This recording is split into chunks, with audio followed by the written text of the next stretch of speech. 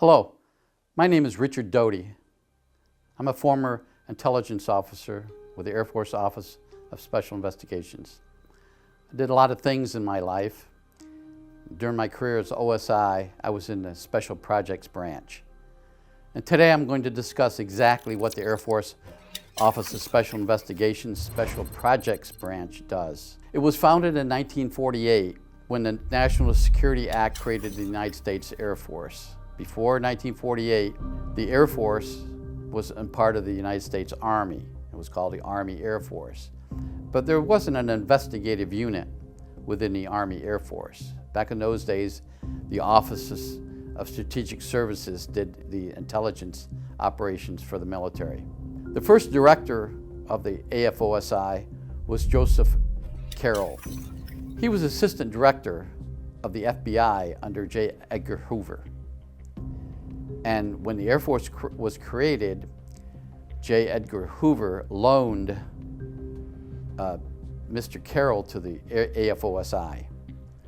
He was given a rank of Brigadier General, and he took over charge of AFOSI. AFOSI has the following branches: the Criminal Investigations Branch, which conducts criminal investigations within the United States Air Force, and also other agencies such as the National Security Agency and the Defense Intelligence Agency.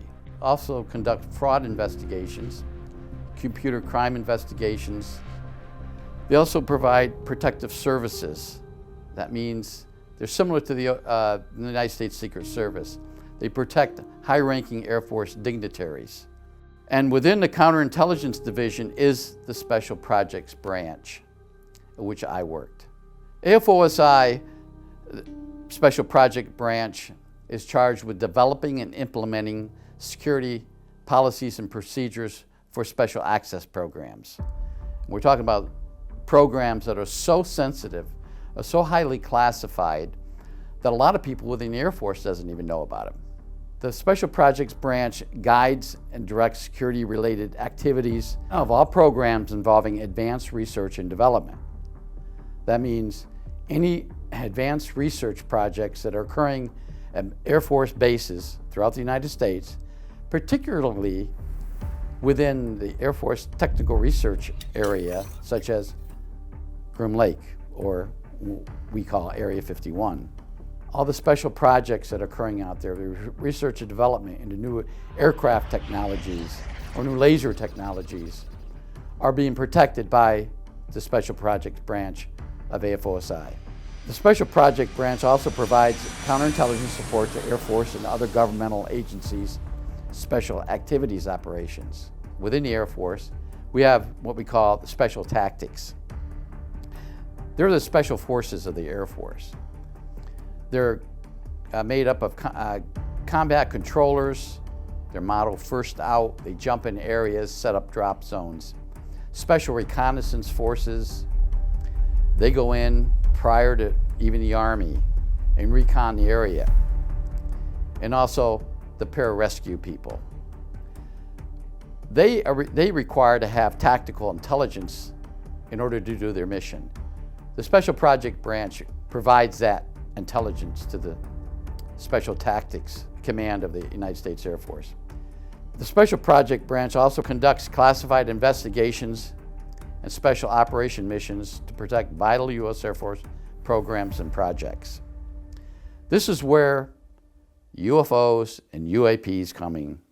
When there's an investigation involving a UFO landing or contact with an extraterrestrial involving Air Force personnel or other military agencies, the investigative part of OSI that does those investigations is the Special Projects Branch. The Special Projects also supports and directs defense intelligence agencies and national security agencies, meaning that they provide the technical support and the intelligence investigative support on special projects within the Defense Intelligence Agency and the national security agencies. That's done by the Special Projects Branch. Let's talk a little about who the Air Force OSI special agents are. They're recruited out of the Air Force uniformed personnel or civilians. There's approximately an equal number of military personnel that are agents and personnel that are civilians or government. Their entry level is they have to go through the Federal Law Enforcement Academy at Glencoe, Georgia, and that's an 11-week course. And then OSI agents attend their own academy, which is 12 weeks, at Glencoe, Georgia. And after that, they're given specialized training into the different areas that they're going into, such as polygraph examiners. Polygraph examiners go through special training to be certified as lie detector technicians. There's also computer crimes investigators, forensics, special operations and counterintelligence and counterespionage training. This is where I came into play. I was given special training as a counterintelligence officer. In order to receive a certification of special projects within OSI, you have to attend the intelligence operations course, and that's at Fort Belvoir, Virginia. It consists of 16 weeks of pretty demanding training, and not everyone who starts the training graduates from the training. I'll give you a little example of what the training consists of. They actually bury you in a hole to see if you could withstand stress. They don't tell you how long you're going to be down there. Eventually you come out. They only give you one meal, a blanket, your clothes you're wearing, and a little pot to provide relief for yourself. When you come out, they ask you how long you've been there, and you don't know because there's no way of keeping track of time. And I forgot to mention the fact that when you're buried in this hole, there's no light. It's completely dark. Most people can't stand that. They panic and they exit the training. And most all the other training within the Special Projects branch is classified. I can't go into great details about what that consists of, but it's highly classified. But some of it I can talk about consists of deep cover investigations. How to conduct an investigation without anyone knowing you're doing it, especially the target. The person you're going after, you're conducting an investigation against that person, but you don't want them to know that you're conducting that investigation. How do you do that? So they train you how to do that, using covers, different cover names, both mis and disinformation. You also are trained to conduct investigations that involve unidentified flying objects, which is what AFOSI called it when I was in, or UAP, which is what they call it today, unidentified aerial phenomena. And that can consist of just seeing something in the sky and not knowing what it is, especially pilots during missions, seeing something flying and not knowing exactly what that is, and later on reporting it to their supervisor, and eventually getting it filtered down to the Air Force, OSI, and special agent, who would then turn it over to the Special Projects agent, which would be me. There's unique ways of conducting UFO and UAP investigations. It's just not the same as a criminal investigation or even an espionage investigation. There's so many uniquenesses to a UFO and a UAP investigation, such as the secrecy of it. Because what you're investigating could very well be some kind of secret or exotic technology that the Air Force is testing that somebody saw and wasn't supposed to see. We also were trained in conducting investigations that involve disinformation or misinformation. In the manual, you're not going to see the word disinformation. You're going to see the word misinformation. But the disinformation is a counterintelligence type of investigation for deception. It's called deception operations in the manual. The misinformation is the information that you provide to a target to disinform him. And finally, conducting investigations into alleged abductions by ETs. These are very, very unique investigations. It takes a lot of training, expertise, and a little psychology to investigate those types of investigations. From 1978 to 1988, AFOSI agents assigned to special projects were given a code. We were called 9Qs. That was only known within the agency. So if an OSI agent said, we need a 9Q at this location, they knew that that's going to be myself, somebody that's trained in investigating these special projects. 9Q agents were briefed into special access programs under Project Aquarius. Project Aquarius, and I'm not releasing anything that's classified anymore, but Project Aquarius was the United States government investigation of UFOs and UFO-related incidents from 1947 to present time. And in some 9Qs actually received additional training which involved deeper understanding of Project Aquarius. And I was one of those agents. The official investigations of UFOs within the United States Air Force ended supposedly in 1969 when the Condom Report was written. Before that, there was such a thing as Project Blue Book. Project Blue Book was the investigation of sightings of UFOs by Air Force military personnel or even civilians. There were 112 AFOSI detachments throughout the world from about 1952 on that investigated under Project Blue Book. And remember, before Blue Book, we had Project Sign and Project Grudge, which led to Project Blue Book, which was more of an organized investigation into UFOs, primarily in the United States and Canada. The Condom Report, officially called the Scientific Study of UFOs, was published in December 1968 and thus ended the United States Air Force official investigations of UFOs. Remember, official. Well, it didn't. The United States Air Force secretly continued to investigate UFOs and UAPs activities under various classified programs. And why? Why was this? Why did the Air Force continue? The sightings of UFOs didn't stop in December of 1969 with the Condom Report. People and Air Force pilots, Air Force ground personnel, military ground personnel, United States Navy ships continued to encounter UFOs.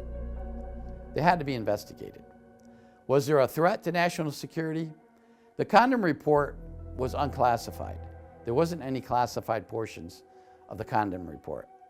But few people knew that part of that Condom Report was a secret investigation by the Air Force, which said, we can't stop investigating UFOs because there may be a threat to national security. And so we have to continue to investigate these claims of sightings of aerial objects, ET contacts. The Air Force continued to investigate, as I said earlier, under various classified programs involving AFOSI. From 1947 to 69, the Air Force conducted investigations, as I said, under Project Blue Book. Authentic cases were turned over to AFOSI. Now, if a UFO investigator went out to the field and encountered something that was official or something that was unexplained, clearly unexplained, then OSI was brought into it. An example of this was the Lonnie Zamora case near Socorro, New Mexico in 1964. Lonnie Zamora was a police officer with the Socorro Police Department. He was on patrol and he saw an object land in an area southeast of the city of Socorro near a gravel pit. He drove out there to investigate. When he got out there, he saw an object on the ground, oval-shaped object with a signia inside of it. He also saw two people, he thought, outside this object. He couldn't identify, so immediately he contacted his dispatch and asked for a backup. The backup was Sergeant Sam Garcia from the New Mexico State Police. He went out there to assist Lonnie Zamora. The whole case was probably the most believable case in Project Blue Book history up to that point. And this was in 1964, in May of 1964. Immediately, the Air Force brought special teams in, including AFOSI agents, who started an investigation into that incident. Back in those days, the OSI were given codes during their investigative process. Any investigation with an OSI was given a case file, a number. The first number is a year it was started. The second number was the district that are investigating it. The next three numbers were codes for different types of investigations. And then after that, there was a sequence. And these codes were from 840 to 845. For instance, 840 was a sighting of an actual ET craft in the air. Now, I'm saying an actual ET craft. If it was just an investigation started, they didn't code it anything special. But if they determined it was an actual ET craft through the investigative process, they were given a code, and that was 840. These numbers consist of sightings of actual ET crafts on the ground, actual ET crafts in the air, or somehow identifying it through an Air Force contact, such as an Air Force pilot. An actual physical contact with an ET craft is 843, and an abduction incident would have been at 845. These are the codes that we used during my time in OSI. The investigation process could involve the following: personal interviews of witnesses. For instance, a person comes in or makes contact with an OSI agent or even a civilian police agency and reports some kind of contact with a possible ET. We would go out and interview the person, witness. Now, I have to say that most of the cases that I was involved with from 1978 to 1988 were easily explainable objects, such as a case out of Stapleton Airport in Denver, the old airport, Stapleton. United Airlines changed the configuration of their landing lights on their planes, on their jets, their passenger planes. People around the airport saw these strange lights flying all around the airport. They immediately reported seeing UFOs. At that time, Lowry Air Force Base was in existence at Denver. These reports were made to the OSI at Lowry, claiming that there were flying saucers all over the airport area. Well, it was easily explained that what they thought were flying saucers were actually new landing lights configurations on United Airlines planes, which eventually these lighting configurations were on other planes. What we did when we couldn't explain it was we delved into it. We tried to figure out exactly what it was. Our primary concern was, what if it was a research and development project, a highly classified project, such as the F-117, or before that, the SR-71 reconnaissance plane, or the new version of the U-2 plane, or some other exotic technology that we're testing. They're not all, now, the Air Force didn't only test fly these things around, which we call Area 51, or the Nellis Test and Training Range. They sometimes ventured out into other areas of the United States. People would see them, report it, thinking it's UFOs. We would investigate. If it was in fact a research and development project, we might make the people or infer that it might be a UFO, let them think that it was a UFO, in order to keep whatever research and development project was in existence or flying in an area secret. And I was involved in that. We sometimes, if something was an actual case, we might do other investigative work, such as surveillances, consensual, non-consensual. If we thought somebody, American citizen, or primarily an Air Force person, because we were the Air Force office of special investigation was in contact with somebody we thought was a real alien, we might do surveillance on them. Now we have consensual surveillance and non-consensual. The consensual is we're telling them, hey, we're going to watch you. We're going to watch your house. We're going to watch your car. We're going to follow you around. Non-consensual, of course, is we're not telling them that we're following them. And then there's such things as court-ordered surveillances. Now, a court-ordered surveillance is under a special court. It's called a FISA court, Federal Intelligence Surveillance Court, where we would submit an affidavit for a search warrant to conduct electronic surveillance, bugging their house, bugging their car. Now, in order to do this, we would really have to have good, reasonable suspicion that this person was in contact with something that we didn't know, or something exotic or strange. And these counterintelligence investigations are highly classified, highly recorded. And sometimes at the end of the investigations, we would tell the target or the person that we were surveilling what we did. And then other times we wouldn't. And we would also use polygraphs or psychological examinations of the person. And these consisted of hypnotic interviews. And one of the things that OSI, and only OSI, developed during the years was a hypnotic polygraph examination. Putting a person under hypnosis and then giving them a polygraph examination. Pretty difficult to lie when you're under hypnosis.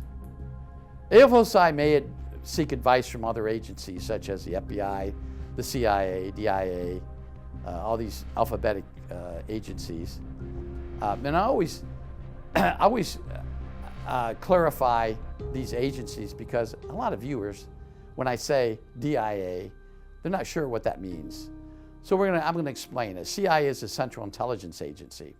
The Central Intelligence Agency is responsible for providing detailed intelligence to the policymakers of the United States. Their jurisdiction is outside the United States. They have limited jurisdiction within the United States given to them by the Patriot Act of 2001, only for terrorist-related situations. The Defense Intelligence Agency, or DIA, is worldwide. They have some jurisdiction within the United States. NSA is a national security agency. They're the ones that control the satellites, or they collect signals from all over, either Earth or outside Earth. When we could detect espionage occurring, regardless of what it is, and it could very well be, believe it or not, an American or an Air Force person giving classified information to an ET, that would be considered espionage.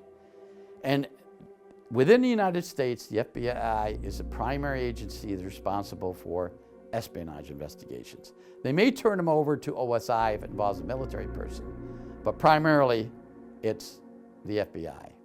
All investigations involving UAPs or UFOs or ET contacts are always coordinated through the Defense Intelligence Agency. They have the clearinghouse of all the information that we collect, we give to them. But most of the special project investigations that we conduct are easily settled without any kind of court action. And a lot of the investigations we do pertaining to UAPs or UFOs or ET contacts are non-criminal investigations. Just because you have a contact doesn't mean you're going to get into any trouble with anyone. Cases involving threats against the United States, we take serious. And we conduct very detailed investigations when there's some type of threat imposed by something that we don't know. We conduct very detailed investigations. We go to the limits, as I discussed earlier, regarding surveillances, getting warrants. We do it all, and we do it all very well. That concludes my presentation on the Air Force Special Projects. Air Force OSI has various branches. The most important branch within the Counterintelligence Directorate is the Special Projects Branch. They're the real men in black out there on the street, believe it or not. They're conducting investigations that nobody else can or might not be able to conduct. The Unofficial UFO Working Group. It was formed in the late 1970s. It's a small group consisting of U.S. government officials with high security clearances. Everyone within the aviary were government employees with a security clearance. The object of this group was to coordinate data regarding UFOs, or UAPs they call them now, and ET contacts. Everything that we knew, or everything that we wanted to know regarding UFOs, was filtered through various government agencies back then, primarily the Defense Intelligence Agency. But we were an unofficial working group that was trying to put one foot ahead of the other and keep track of the information that was being collected. And we also wanted to form an alliance with the MJ-12 group, working either alongside them or working with them. The aviary always met in secure facilities, such as a CIA safe house in Vienna, Virginia, or other facilities around the eastern part of the United States. Most of the meetings were in the east, with the exception of a couple that were in Dayton, Ohio, and one in Vermont. The group was led by the former director of the Central Intelligence Agency, and we'll talk about him later. Let's talk about who they are, who the members of the aviary were. Blue Jay, code name for Dr. Christopher Green, neurologist and former CIA officer. I worked with Kit Green in Europe for many years. Kit Green was an expert when it comes to ET relationship with medicine. Then we had Siegel, code name for Dr. Bruce Maccabee, a PhD research scientist in optical physics and laser weapons with the United States Navy. Pelican. Pelican was Ron Pandolfi. He was a CIA Deputy Director for the Division of Science and Technology. Next one, codename Owl, was Dr. Hal Puthoff, a physicist with the Institute for Advanced Studies at Austin. He was former U.S. Navy physicist. He was known, or best known, for being involved with remote viewing. He worked for the SDI at Stanford in the early 1970s and developed techniques along with other experts in remote viewing. Penguin was a code name for John Alexander, Colonel in the United States Army Intelligence. He worked for the Security Command of the United States Army. He retired and then worked for Los Alamos. Hawk.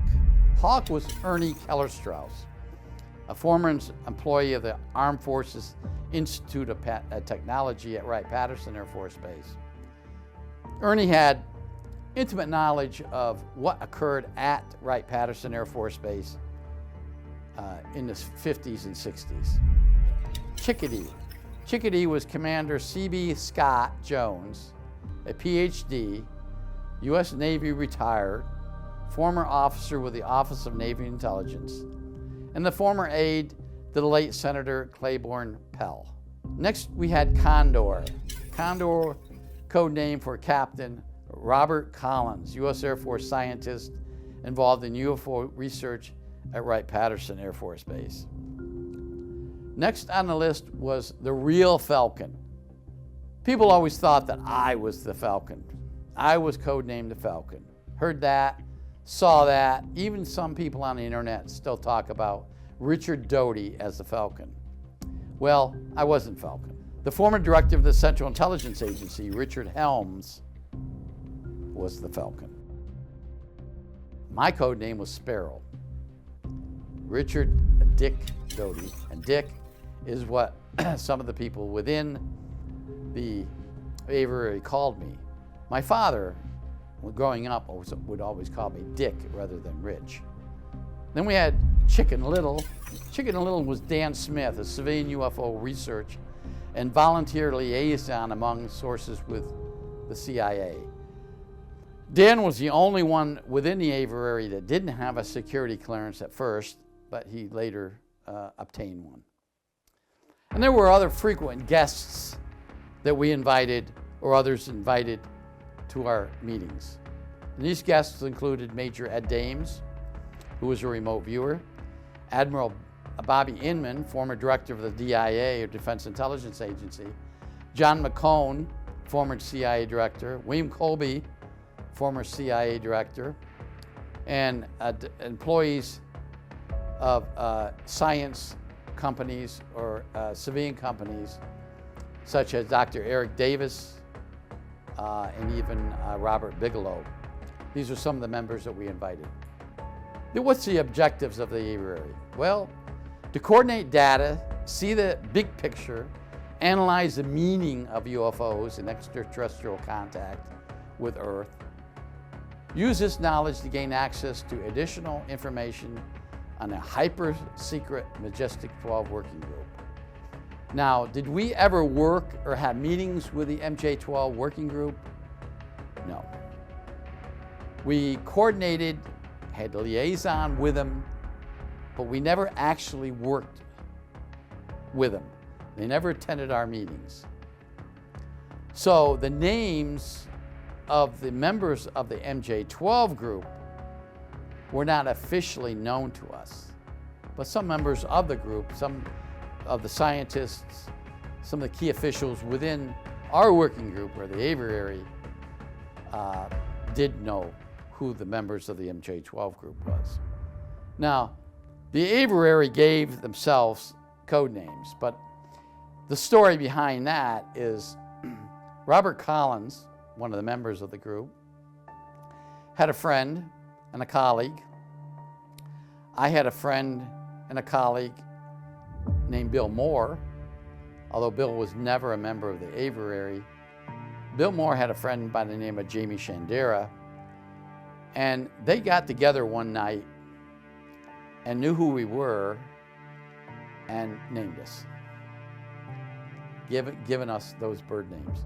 Why they did that, it was easier to keep track of us, and once we found out who we were as far as the bird names, we actually called ourselves those bird names when we had meetings. We developed policy and procedures for the group. We maintained absolute secrecy, and some of the people within the aviary had access to the Red Book. Now, what is the Red Book?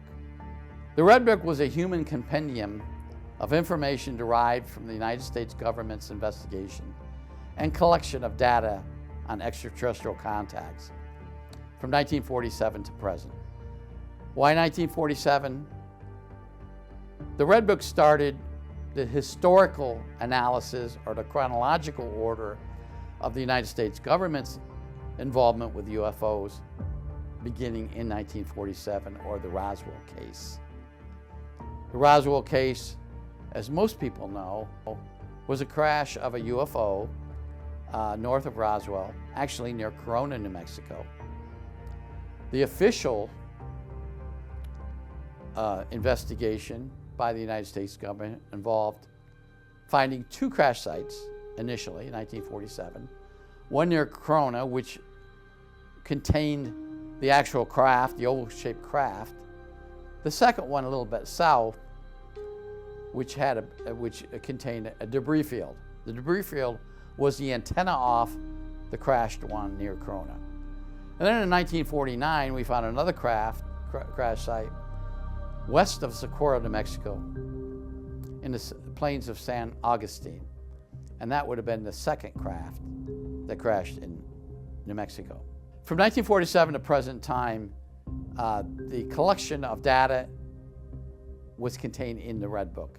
And it was more or less a briefing book for key officials, especially the President of the United States. The Red Book is maintained and strictly controlled by MJ-12. Each aviary had a CIA C card, which gave them access to above top secret information, special access programs dealing with ET contacts, although no Avery member had authorization to conduct field operations except me. I was given the authority because I was an intelligence officer. I was given the authority to investigate things that the aviary needed investigated. And so I was the only one within the aviary that had investigative powers. Does the aviary exist today? Yes, it does. But in a completely different format. It's not connected to the government today or to any intelligence agencies. The aviary today conducts operations to prepare for universal disclosure. All members of current aviary, which calls themselves the Advanced Working Group, which I'm involved, are more open to the public and still coordinate activities with agencies, intelligence agencies, on the outside. Meaning, we don't go to the CIA headquarters or DIA headquarters at Bowling or NSA at Fort Meade or to OSI at Quantico. We are on the outside looking in. We have the ability to coordinate certain things with operatives within the intelligence community. Now let's talk about disclosure. The hype right now is that at some point, maybe in the near future, we will have disclosure. There's two groups out there that I know of. One group led by Lou Elizondo. He's not an Avery member, never had been. He has a group that's trying to push disclosure. My group, which we call the Advanced Working Group, contains intelligence officers, some that are still within the government, and most are outside the government, and some that had been an Avery member before. Our objective is disclosure. We want disclosure just like everyone else wants disclosure. We want the truth about the United States government's involvement with UFOs, or UAPs as it's called now, or ET contacts made public. Now, is that feasible? Well, I think it is feasible in a way. It's not entirely practical because there's some information that the government wants to be held secret. And there's some information that will always be secret.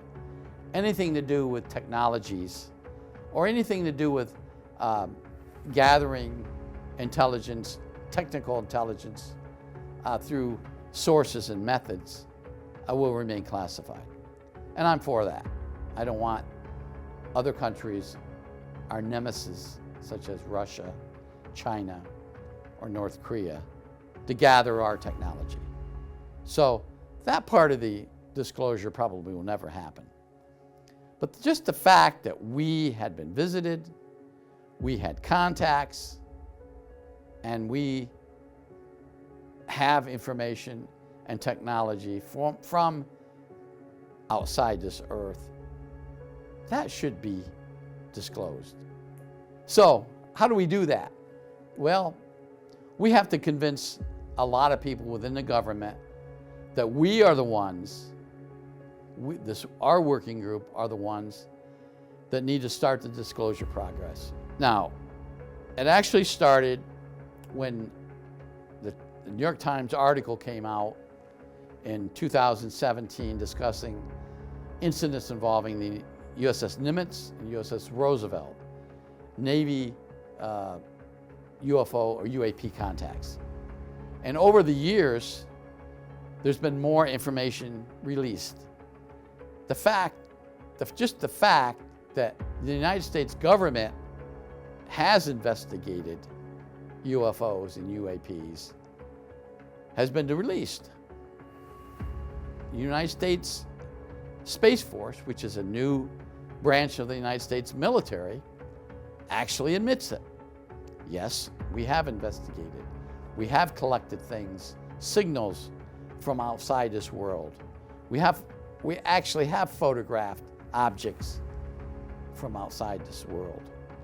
So our working group, or our former aviary, we're trying to coordinate with U.S. Space Force, with the Department of Defense Inspector General's office, a way to do this. Now, is it going to be easy? Probably not. So far, we've ran across a lot of no's, meaning we ask for something, or we ask for some little disclosure project or a program. We'd write a plan for a program, a project, we present it, and they turn us down. Our backs are up against a wall. We've run into a lot of fences. We have to get over those fences. We have managed to get over a few of the fences. But for the most part, disclosure is going to be short and quick responses until the government opens up everything. And we're trying to do that. And we're trying to get the government to open up on these projects that won't be classified or not classified anymore. I had a conversation with the Department of Defense Inspector General's office, a telephone conversation. I learned a lot from them. They learned a lot from me. In fact, during one particular telephone conversation, they talked to me about an incident that happened back in the 80s.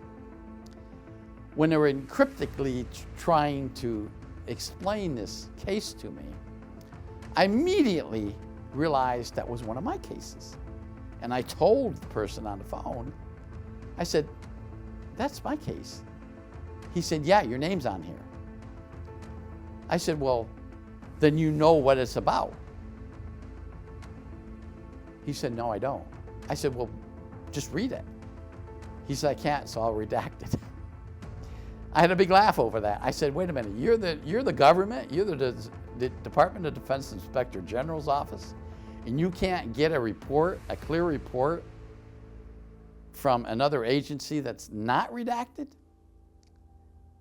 And his response was, "Yes, we're having problems getting information from other agencies." That's key right there to tell or show the American people that government agencies are not cooperating on disclosure. If you can't get, even if you have access to special programs, which this particular report would have required, I knew what the report was. Once he told me the file number, once he told me the time frame, I knew exactly what it was. And here I am on the phone, and I can't discuss classified information on the phone, and he can't receive classified information on the phone. I'm in New Mexico, he's in Washington, D.C. And so I said, well, I would have to sit down in person and explain to you this investigation. But I thought, isn't it odd that he can't get a clear report? But that clues you into what's wrong with the disclosure projects. Governments, agencies are not cooperating. The national security agencies not cooperating with the Central Intelligence Agency. The CIA is not cooperating with the DOD. DOD is not cooperating with the Army, so forth and so on and so on. And there's agencies within the government, particularly the United States Air Force, that don't want disclosure. The United States Space Command or Space Force wants disclosure, but they want to do it their way.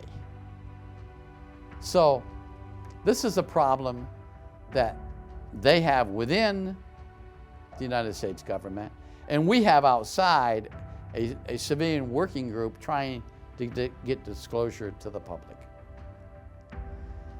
So I hope this allows the viewers to understand the complexity of disclosure, how we as a civilian working group, the aviary and now the advanced working group, are working to try to get disclosure to the public. From the very early era of the UFO dilemma, mysterious people have surfaced. Some were pioneers of the UFO early days. Names such as Kenneth Arnold, Donald Keyhole, George Adamski, to name just a few.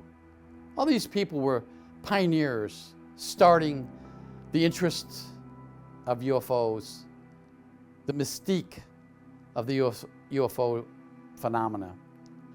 But these people, such as George Adamski, who claimed to have had contact with a person from Venus, he wrote 3 books, talked about his exploits within the UFO phenomena.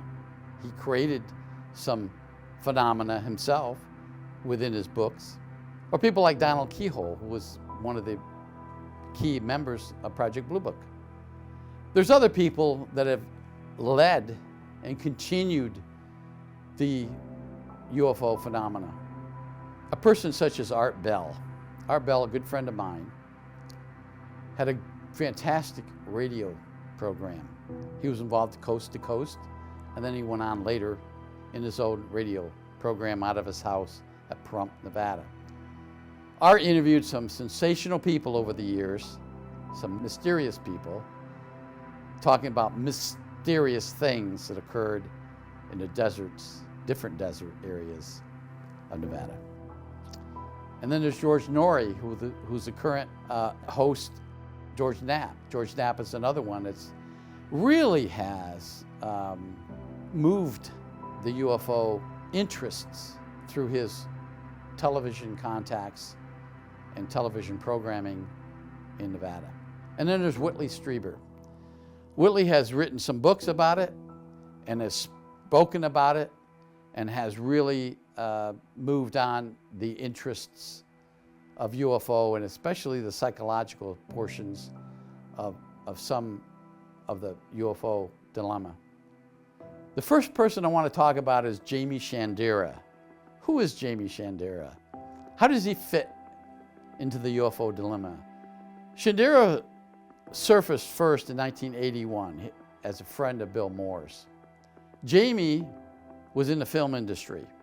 Jamie had contact with the Office of Naval Intelligence because he did some photographic work for the Office of Naval Intelligence. He had a contract, a small contract, to do some filming for ONI, abbreviation for Office of Naval Intelligence, in the 1970s. ONI used Shandera on a classified mission once. But Jamie really didn't know what that classified mission was. He was told to do some things, take some photographs, which he did.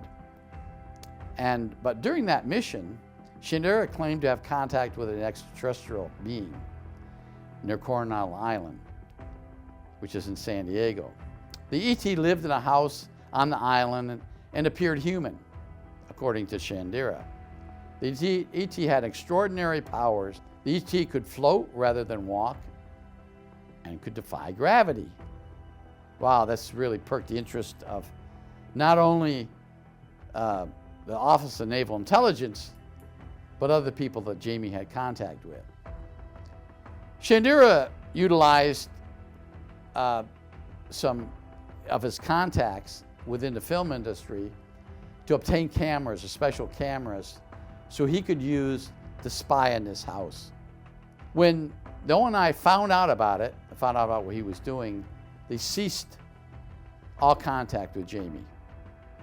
But in the meantime, the ONI, with assistance of other federal agencies, actually put their own surveillance on this house in Coronado Island. But when they moved in to search the house, they found the ET had vanished. The ET house was thoroughly searched, but nothing connecting the ET to any known types of extraterrestrial powers were found. Jamie was detained and interrogated, but never charged with an offense.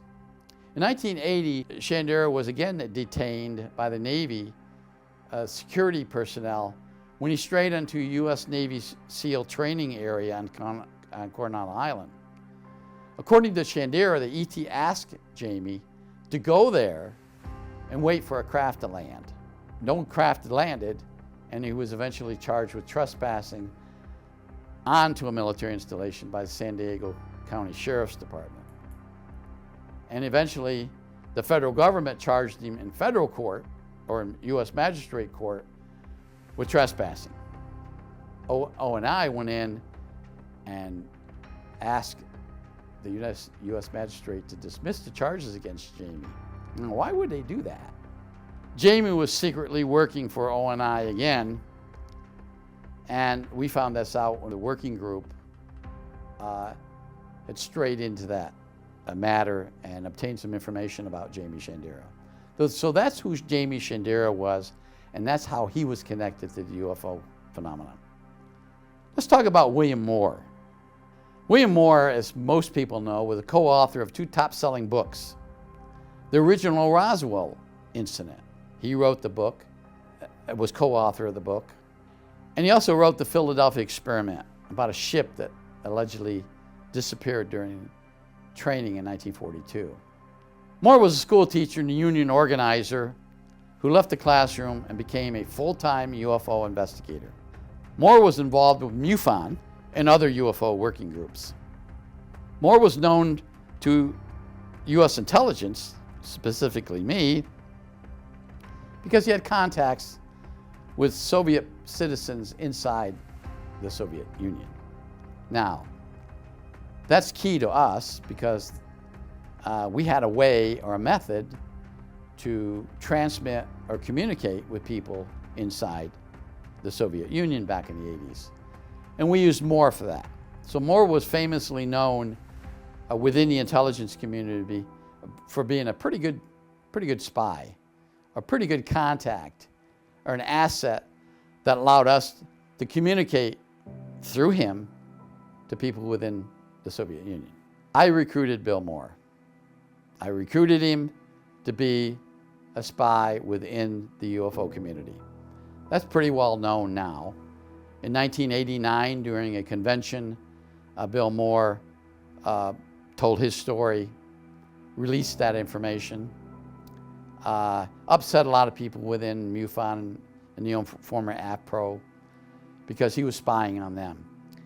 And why did we want somebody, why did U.S. intelligence want somebody within the UFO community? Well, we wanted to know what was going on within the UFO community. Sometimes people reported things to them that they didn't report to the government. And so we kept track of the information that MUFON was collecting regarding UFOs, ET contacts, abductions, and other things. And that's why we utilized Bill Moore. Now, Bill was also involved in the Paul Benowitz case. U.S. intelligence asked Moore to contact Benowitz and seek information on his activities. Now, just to refresh everyone's memories, Paul Benowitz was a scientist who worked outside, had an office outside Kirtland Air Force Base in Albuquerque, New Mexico. He also lived right outside the base perimeter. And he was photographing strange things that are occurring on the base. We began an investigation. It was my investigation, and Bill Moore assisted us in the investigation. Bill Moore had already had contact with Paul Benowitz because, believe it or not, Paul Benowitz was a member of MUFON. In fact, he was state director of MUFON in New Mexico. So Bill Moore had contacts with Paul Benowitz, and we're friends. Bill Moore provided valuable information regarding Paul Benowitz, his secrets, some of the things that Paul was doing that he didn't let the government know he was doing. He also performed some highly classified operations for U.S. intelligence, which, believe it or not, are still classified today. So Bill Moore was a key person within the intelligence community, and not so much from connections to the UFO community, but within the intelligence community, he did some amazing things to provide information to us that didn't involve anything to do with UFOs or ETs. There's another guy by the name, and probably some of you, or maybe most of you, watching this presentation, probably never heard of. But this person is Joseph Yeager. Yeager was a retired U.S. intelligence agency employee. Yeager had worked for the intelligence community for over 25 years. Yeager was one of the original behind-the-camera persons at the 1988 UFO Cover-Up live show. Now, a lot of you remember that. You can go back and even YouTube it. It's still on the internet. It was a program that was live in Hollywood. They had a lot of people on the show. I was supposed to be on the show hidden behind a camera, but I was not. I wasn't there. It wasn't me. But Joseph Yeager was there, and he was one of the ones behind the cameras. In 2005, Yeager initiated the Serpal email exchange with Victor Martinez. Now, I just unloaded a lot of information to the viewers out there about who actually started the Serpal story. And that was Joseph Yeager. Now, unfortunately, Yeager passed away a few years ago. But Yeager showed documents which were marked classified, which related to the Serpal story. The documents detailed the entire story of Project Crystal Night, or the exchange program involving 12 members of the United States Astronaut Corps on their mysterious journey to the planet Serpal. Whether you want to believe it or not, there's so many different parts of this story, the Serpal story, which, if you listen, we'll discuss in another episode. But Yeager provided details on every aspect of the Serpal story, including airing a film from the 1950s that showed EBA, the extraterrestrial biological entity that was found alive at the Roswell crash site, and the communications device that EBA got out of the craft. Yeager presented a highly classified briefing to people like Wendell Stevens, Robert Dean, Stan Friedman, Gene Muskowski, Tom Mack, Carl Dale, and even myself. And he would defy anyone that wanted to argue with him about what he knew. Another person that's some people will know the name, and probably some won't, is Gene Muskowski. He also goes by Gene Lakes. Muskowski was a former U.S. intelligence agency employee for over 30 years, meaning he was a real spy, on the ground, boots on the ground, kicking you know what in foreign countries, collecting intelligence. After his retirement, he worked as chief security at, guess where? Area 51, which is, of course, inside the Nellis Test and Training Range. Muskowski gave a highly controversial presentation at a 1999 UFO convention to a select few about the immediate danger of ET activities on Earth. Presented evidence that ETs are working among us today. Muskowski is about 96 years old and still alive. He's still online. You can still see his emails on a number of different sites. But ironically, Muskowski, he agreed in some of the Serpal story, but he disagreed on all of it. So what's the truth about Serpal and what's fiction? We'll talk about that later. Another highly controversial person within the UFO community, most good insiders, people with good access to the inside, will know the name Paul McGovern. McGovern was the chief of security operations at Area 51 after Muskowski. McGovern had complete knowledge of all UFO and ET activities at the test site, Area 51. McGovern was briefed into research and development operations on both Area 51 and Tonopah Air Force Base. Now remember, Tonopah is just connected next to Area 51. Now Paul McGovern talks a different story about the Serpal mystery. He agrees to some, disagrees with some of the other information. That presents a problem with people within the UFO community trying to understand the Serpal story and trying to connect the dots to determine whether it's a real incident. Did we really send 12 astronauts to the planet Serpal in an ET craft? Or was that just a project that the government created for disinformation? Disinformation against who? The Soviet Union. Remember, now this is back in the 60s. If we were to present information out there that we had contact with extraterrestrials and floated that information to the Soviets, wouldn't you think the Soviets would be scared that the aliens would be giving us advanced technology, advanced crafts, advanced weapon systems that we could eventually use against the Soviet Union? Could be a disinformation campaign. Maybe that's what Serpo was. We'll talk about that in a little bit.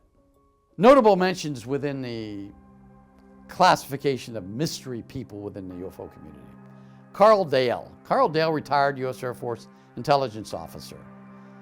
Now, Carl has a number of stories about what he did as a U.S. intelligence officer within the Air Force. He was an officer. I think he gained the rank of major. He was on some highly classified missions outside the country, investigating UFO activities and crash sites. Robert Collins, retired U.S. Air Force captain. Mark Filburn, retired DIA employee. And Tom Mack. These people contributed to the UFO dilemma in several different ways. Each had their own agenda on the real subject and exactly what that entailed. Now, people like Tom Mack and Mark Filburn, I think some people know Mark. He was on the internet claiming to have worked out of Area 51 on some classified projects for a U.S. contractor. He did. It was verified that Mark worked out there, and he did work for that particular government contractor, EG&G, and he did have access to some really classified information. Tom Mack worked at Area 51. He was he was an operations officer, a civilian operations officer, and he managed the test ranges.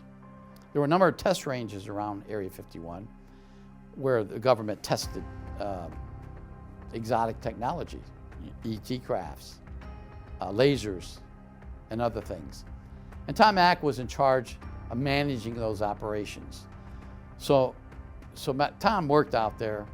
We know he worked out there. It was verified that he worked out there. Unfortunately, Tom Mack passed away a few years ago, but his legend remains within the UFO community, within the government. He was highly respected. George Knapp knew him, spoke to him many times. Art Bell had him on his show as a mystery guest, never disclosing his name. I think he was on Art's show 3 different times, where he talked about Area 51 and what was going on inside Area 51. Finally, I have to mention the one person who has kept private from public view all these years. He was a real Falcon. The person that initiated the Avery Working Group, his name was Richard Helms. Helms was an original spy, starting out with the Office of Strategic Services back in World War II. During World War II, he did some extraordinary things for the United States. When the CIA was formed in 1947, after the National Security Act was enacted into law, Helms joined the CIA, worked his way up from an intelligence officer, ground level, to the director of the Central Intelligence Agency from 1966 to 1973. Now, how did Richard Helms become involved with UFOs? He had his own story about a UFO incident that happened in the 1950s at a foreign location. And he became immediately interested in the subject of UFOs, as he had with other aspects of the UFO or the ET phenomena. He passed away in 2002. He told stories about reading classified cables from CIA stations in Europe, where two CIA case officers on a clandestine mission were where a UFO appeared and disrupted the operation.